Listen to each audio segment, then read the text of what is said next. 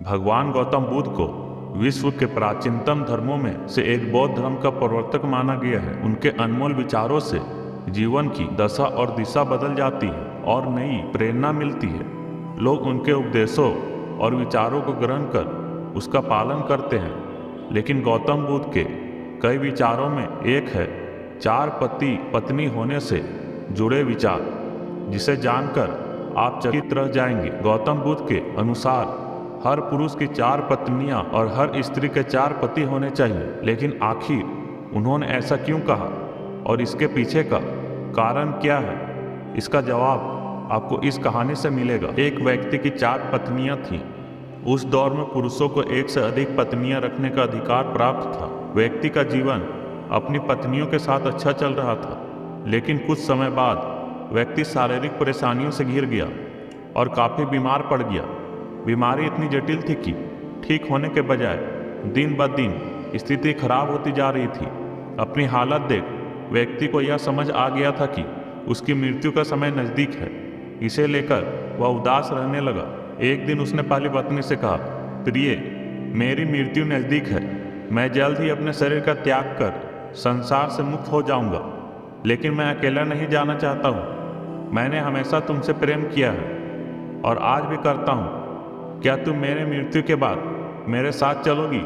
यह सुनते ही पत्नी खामोश हो गई और अंत में उसने हिम्मत जुटाते हुए पति से कहा, स्वामी, मैं जानती हूँ कि आप मुझसे बहुत प्रेम करते हैं और मैं भी आपसे उतना ही प्रेम करती हूँ, लेकिन आपकी मृत्यु के साथ हमारे अलग होने का भी समय आ गया है।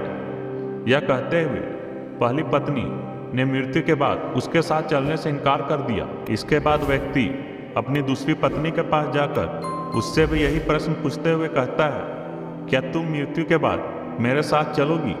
जवाब में दूसरी पत्नी कहती है, जब आपकी पहली पत्नी ने ही आपके साथ जाने से इनकार कर दिया तो मैं आपके साथ कैसे जा सकती हूँ? यह कहते हुए वह भी उसके पास से चली जाती है। व्यक्ति की मौत अब बेहद करीब रहती है और वह मृत्यु के बाद अकेले होने के कारण उदास मन से तीसरी पत्नी को बुलाकर भी यही प्रश्न करता है।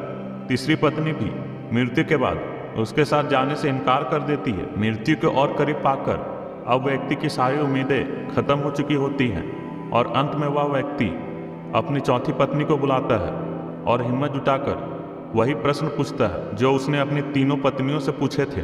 व्यक्ति कहता है, मैं मरने के बाद जहाँ भी जाऊँगा, क्या तुम भी मेरे साथ वहाँ चलोगी?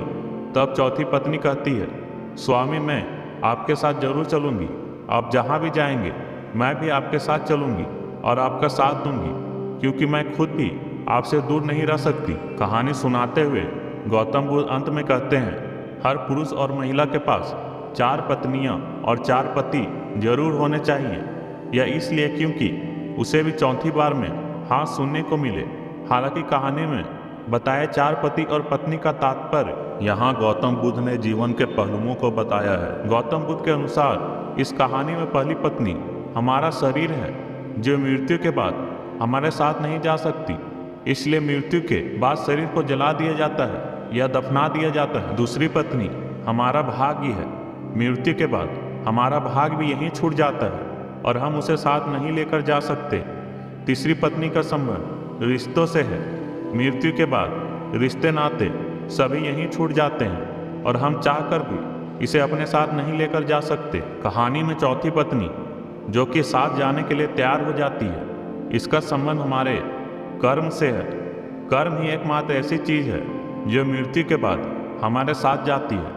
कर्म ही वह चीज़ है जिससे हमारे पाप पुण्य का लेखा जोखा होता है और मृत्यु के बाद हमारी आत्मा को स्वर्ग या नर्क की प्राप्ति होती है।